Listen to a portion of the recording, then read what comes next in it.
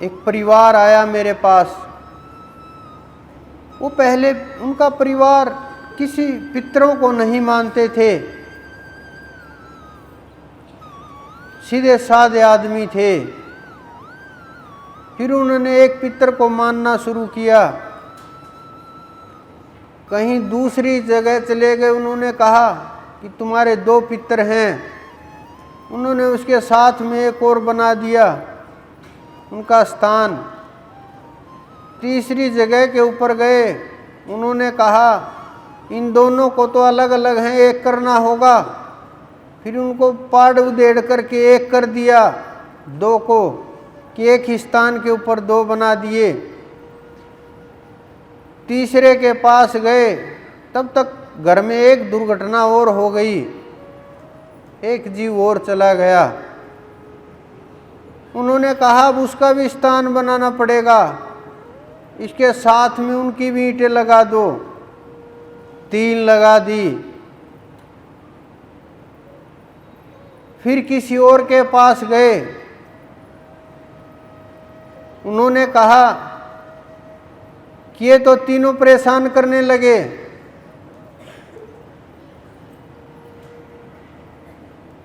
ऐसी हालत हो गई है, ना साधना बची है, ना ध्यान बचा है, ना मार्ग दिखाने वाला बचा है, ना सहायता करने वाले रहे हैं, ना सच बोलने वाले बचे हैं।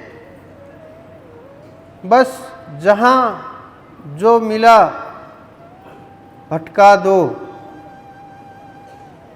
चाहे जो भी हो, कैसे भी हो, कोई फर्क नहीं पड़ता किसी को। ना कोई जिम्मेवारी समझता है कि जीव को कम से कम गलत मार्ग मत दिखाइए।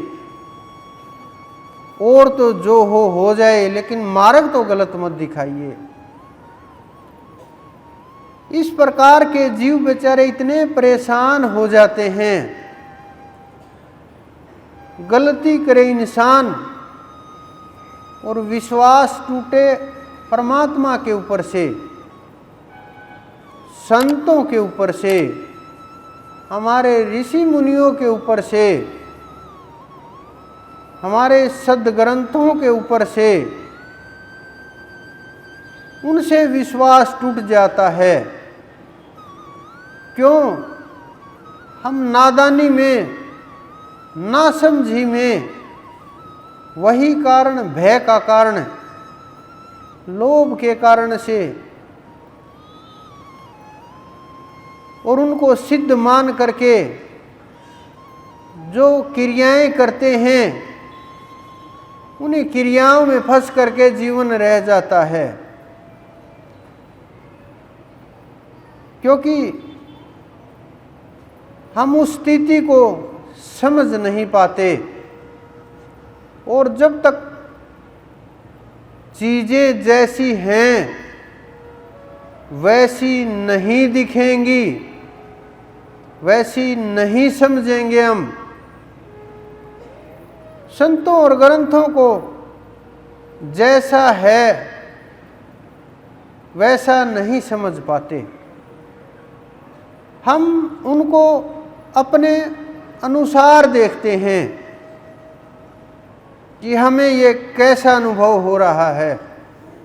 हमने जो पढ़ा, अपने मन के अनुसार उन शब्दों को ढाला, रास्ता निकाला और फंस गए। संतों को देखकर भी ऐसा ही होता है। हमारे महापुरुष जो हुए, श्री कृष्ण जी जैसे, उनको देख करके भी ऐसा ही लगता है। फिर साधक उनके जीवन में लीलाओं को देख लेते हैं, लीलाओं को पढ़ भी लेते हैं, लीलाओं का गुणगान भी कर लेते हैं,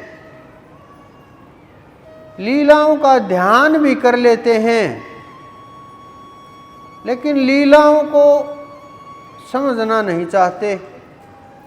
जहाँ जब समझने की बात आती है, तभी ये बोल करके कि नहीं भगवान है, जो करते हैं ठीक ही किया होगा, समझना नहीं चाहते। कुछ जो साधक प्रयास करते हैं समझने का, उनको जो ये बिना साधना किए हुए सिद्ध हैं, बनने का प्रयास कर रहे हैं, वो बेचारों को भटका देते हैं। कुछ लोगों को तो कई कई वर्षों बाद ये समझ आता है कि साधना सुनने का नाम नहीं है, साधना पढ़ने का नाम नहीं है, साधना गाने बजाने का नाम नहीं है,